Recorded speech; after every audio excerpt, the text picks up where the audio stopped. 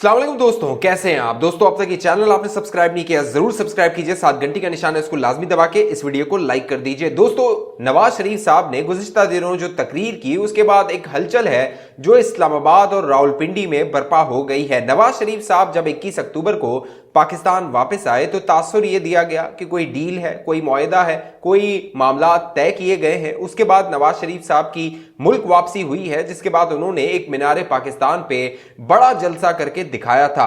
अब मामला यह है कि जो गुज़िश्ता तकरीर नवाज शरीफ साहब ने की अपने वर्कर्स के साथ, जिनको टिकट होल्डर्स थे, जिनको टिकट देने थे, उनके इंटरव्यूज थे, उस पर नवाज शरीफ साहब ने एहतसाब की दोबारा बात की है। जो नवाज शरीफ साहब इक्तदार से निकाले जाने के बाद बातें किया करते थे जलसों में, एक मरतबा फिर नवाज शरीफ साहब वो बातें करना शुरू हो गए हैं। क्या नवाज शरीफ साहब की जो डील थी वो टूट गई है, वो खत्म हो गई है, और इस हवाले से जो एस्टेब्लिशमेंट है वो क्या सोच रही है? अहम दावा अब सामने आया है सीनियर सहाफी अंसार अब्बासी साहब की जानिब से। उन्होंने एक कॉलम लिखा है और उसमें तफसील बयान की है। वो तफसील क्या है वो मैं आगे आप दोस्तों को बताने वाला हूं, लेकिन पहले अब एक आर्मी चीफ की नवासी ने फैसला किया है कि वो अगले इंतखाबात में हिस्सा लेगी। साबिक आर्मी चीफ आसिफ नवाज जंजवा, उनकी जो नवासी हैं खतीजा शाह, वो कैद हैं, उनको हिरासत में लिया गया था।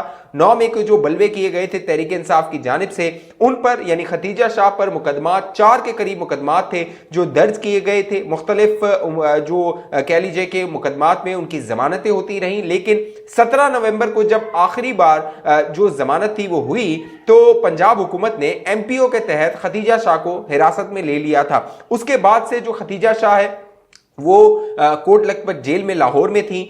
फिर जो उनकी जो केसेस की समाअत थी गुज़िश्ता रोज जो है वो 6 दिसंबर को एक समाअत हुई एंटी टेररिज्म कोर्ट में। लेकिन अहम दिलचस्प बात यह है कि खतीजा शाह को अदालत में पेश नहीं किया गया। खतीजा शाह और 9 मई के जितने भी मुल्ज़िमान थे उनको वीडियो लिंक के जरिए ATC अदालत में जो है वो उनकी हाजिरी लगाई गई, वहां पर पेश हुई वो। लेकिन दिलचस्प मामला उस वक्त सामने आया जब खतीजा शाह ने जज साहब के सामने ये कहा, जो अदालत में जब वो अपनी पेशी पे मौजूद थी वीडियो लिंक के जरिए, कि मैं अगले इंतखाबात में हिस्सा लेना चाहती हूं। यानी 8 फरवरी 2024 को जो इंतखाबात होने हैं, खतीजा शाह के मुताबिक वो उसमें हिस्सा लेना चाहती हैं। लेकिन खतीजा शाह ने शिकवा ये किया कि जो मेरी जमानत है वो मौजूदा जो हुकूमत है वो होने नहीं दे रही, वो उसमें रोड़े अटका देती है। फिर ये मामला लाहौर हाईकोर्ट गया। अब लाहौर हाईकोर्ट में जो जज हैं जस्टिस बाकिर नसवी, उन्होंने इस केस की समाअत की। और दिलचस्प बात यह है कि इस समाअत के दौरान जो पंजाब हुकूमत है उसने अपना जो 17 नवंबर का नोटिफिकेशन था वो वापस ले लिया और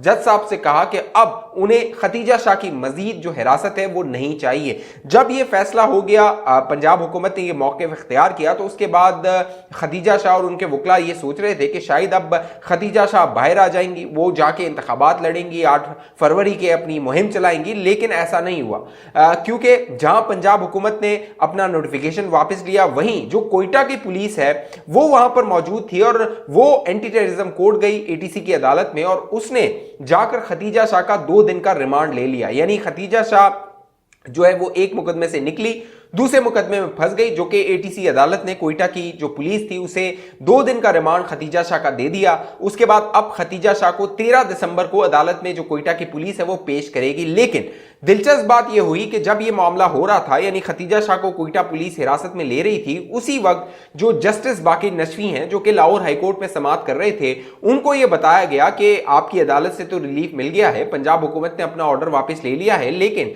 जो दूसरी पुलिस है यानी कोयटा की, वो खतीजा शाह का रिमांड ले रही है 2 दिन का और उनको हिरासत में लेकर जा रही है। तो जस्टिस बाकिर नसवी ने बाकायदा यह हुक्म जारी किया कि खतीजा शाह को 2:30 बजे तक अदालत में पेश किया जाए। अब खतीजा शाह का जो मामला है वो लगता नहीं है कि इतनी आसानी से हल हो जाएगा और इतनी आसानी से उन्हें जमानत या रिहाई मिल जाएगी, क्योंकि खतीजा शाह जो है वो एक प्राइम एग्जाम्पल है। क्योंकि जो फौज है, जनरल आसिम मुनी 9 मई के बाद उन्होंने ऐलान किया था कि कोई भी शख्स आम शहरी हो या बासर हो, उसकी जितना भी असर और रसूख हो, जितनी ताकत हो, जितने वो ताल्लुकात रखता हो, किसी को नहीं बख्शा जाएगा। और जो खतीजा शाह है उसके बड़े ताल्लुकात हैं, सियासतदान, उनका जो कह लीजिए कि वालिद है सलमान शाह, बड़ा सियासतदान रहा है, मुख्तलिफ जो है वो कह लीजिए हुकूमतों में वजीर रहा है। फिर उनके जो एक कह लीजिए कि आर्मी बैकग्राउंड है, वो नवासी हैं साबिक आर्मी चीफ की, उनका वो भी ताल्लुक, वो भी असर रसूख है। लेकिन जनरल आसिम मुनीर उनका लिहाज नहीं कर रहे।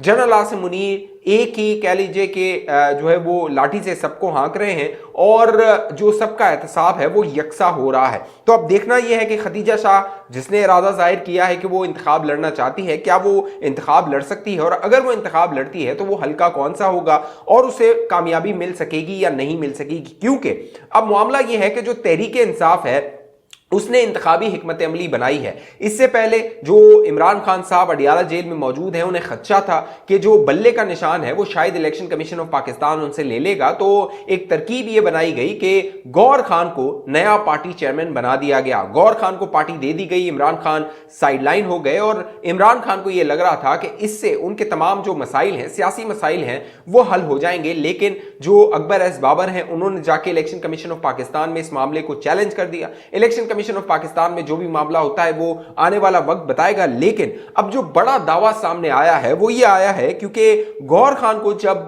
पार्टी का चेयरमैन बनाया गया तो सवाल ये उठ रहे थे कि क्या इमरान खान को कोई सियासतदान नजर नहीं आया, जो कि बहुत सारे लोग जो है वो बाहर थे, जेलों से बाहर थे। असद कैसर थे, अली मोहम्मद खान थे, दीगर कई लोग थे जो कि जेलों से बाहर थे। हमाद अजहर थे, वो जेल से बाहर हैं, हिरासत में नहीं है। अली अमीन गंडापुर है, फिर उमर अयूब हैं, दीगर कई लोग हैं जो कि हिरासत में नहीं है, वो जेल से बाहर हैं। अगर यास्मीन राशिद साहिबा जेल में रहते हुए पंजाब की सदर बन सकती हैं, अगर हमाद अजहर जेल में रहते हुए पंजाब का जो है वो कह लीजिए रूपोश होते हुए पंजाब का सेक्रेटरी बन सकता है, तो क्या इन लोगों को पार्टी की सरबराही नहीं दी जा सकती? क्योंकि गौर खान गुज़िश्ता साल ही पार्टी उन्होंने ज्वाइन की थी, कोई लंबी उनकी सियासी जद्दोजहद नहीं है तहरीक इंसाफ के साथ, लंबी उनका के रफाकत नहीं है तहरीक इंसाफ के साथ या इमरान खान के साथ। और उन्होंने अभी तक गौर खान ने यह साबित नहीं किया कि वो मुश्किल वक्त में इमरान खान के साथ रह सकते हैं। वो मुकदमात लड़ रहे हैं बतौर एक वकील के, जो कि वकील का काम होता है, लेकिन जो सियासी मुश्किलात हैं, सियासी मुशक्कतें हैं, उनका सामना गौर खान ने नहीं किया। तो ये सवालात उठ रहे थे। अब दावा ये सामने आया है क्योंकि ये दावा भी हो रहा था कि हामिद खान जो कि वकील हैं, अगर वकील को ही बनाना था तो हामिद खान को बना देते। अब डॉन अखबार ने यह दावा किया है, बाकायदा एक रिपोर्ट शाया की है जिसमें तहरीक इंसाफ के सोर्सेज से यह खबर सामने आई कि जो तहरीक इंसाफ के सोर्सेज से उन्होंने बताया कि हामिद खान को, जो कि नजरियाती कह लीजिए बानी अरकान में शामिल है तहरीक इंसाफ के, उनको इमरान खान ने ऑफर की थी कि पार्टी की जो सरबराही है वो संभाले। लेकिन हामिद खान ने इनकार कर दिया। क्योंकि हामिद खान ने इसलिए इनकार किया कि हामिद खान को पता है ये जो पार्टी है, एक तो सियासी तौर पे एक कह लीजिए कि बानमती का कुंबा है, जो कि जिसको जोड़ा गया है, जो जहां से मिल गया उसको वहां से जोड़ दिया, जो जहां से मिल गया उसको इसमें शामिल कर दिया। बहुत सारे जो नजरियाती तहरीक इंसाफ के लोग हैं वो उससे अलग हो चुके हैं, चाहे अकबर एस बाबर हो, फौजिया कुसरी हो, सिंध में जो है वो एक बड़ी लीडरशिप हो, जो भी बानी अरकान है वो तहरीक इंसाफ से अलग हो चुके हैं क्योंकि उनको पता लग गया था कि इमरान खान कॉम्प्रोमाइज कर चुका है। तो ये मामला था, ये मैंने आप दोस्तों के सामने रखा। अब आ जाइए उस खबर की जानिब जो कि बड़ी खबर है और जिसने हलचल मचा दी है। नवाज शरीफ साहब की जो डील के हवाले से खबरें थी अब वो बेबुनियाद साबित हुई हैं और अंसार अब्बासी ने जो लिखा है अपने कॉलम में वो आप सुनेंगे, आपको अंदाजा हो जाएगा कि नवाज शरीफ कोई डील नहीं करने वाला। अंसार अब्बासी अपने कॉलम में लिखते हैं, नवाज शरीफ एक बार फिर खतरनाक होते दिखाई दे रहे हैं। अगर उनसे अपना गुस्सा नहीं संभल रहा तो वो अब भी अपनी गुज़िश्ता 3 हुकूमतों के खात्मे का एहतसाब चाहते हैं तो आगे रोला ही रोला है। यानी नवाज शरीफ अगर एहतसाब की बात कर रहा है तो आगे रोला ही रोला है। जबकि मियां साहब की वापसी के लिए सहूलतकारी न ही पुराने कट्टे खोलने और पुरानी लड़ाइयां लड़ने के लिए की गई और न उनके लिए आइंदा इंतखाबात का रास्ता इसलिए हमवार किया जा रहा है कि हम उस तारीख से ही न निकल सके जिसने फौज और सिविल के दरमियान लड़ाई की वजह से मुल्क और अवाम की हालत ही खराब कर दी।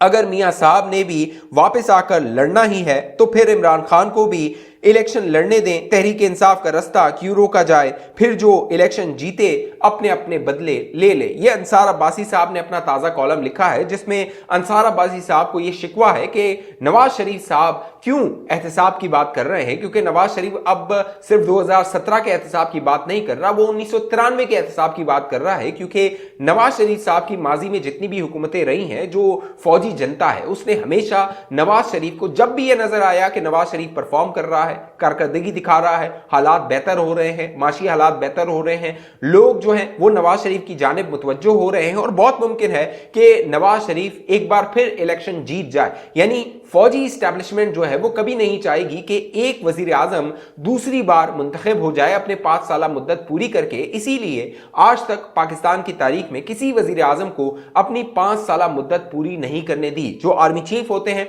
वो एक्सटेंशन लेके 6-6 साल पूरे कर लेते हैं, लेकिन किसी वजीर आजम को आज तक 5 साल मुद्दत पूरी इसलिए नहीं करने दी कि अगर उसने 5 साल मुद्दत पूरी कर ली तो हमारी जो एस्टेब्लिशमेंट है उसके हाथ से जो इक्तदार की रस्सी है वो निकल जाएगी और इक्तदार फिर अवाम और फिर उसके मुंतखब नुमाइंदों के पास आ जाएगा। अब अंसार अब्बासी साहब ये बात कर रहे हैं, लेकिन लगता नहीं है कि जो अगले इंतखाबात हैं नवाज शरीफ का साहब किसी कॉम्प्रोमाइज के तहत उसको लड़ेंगे।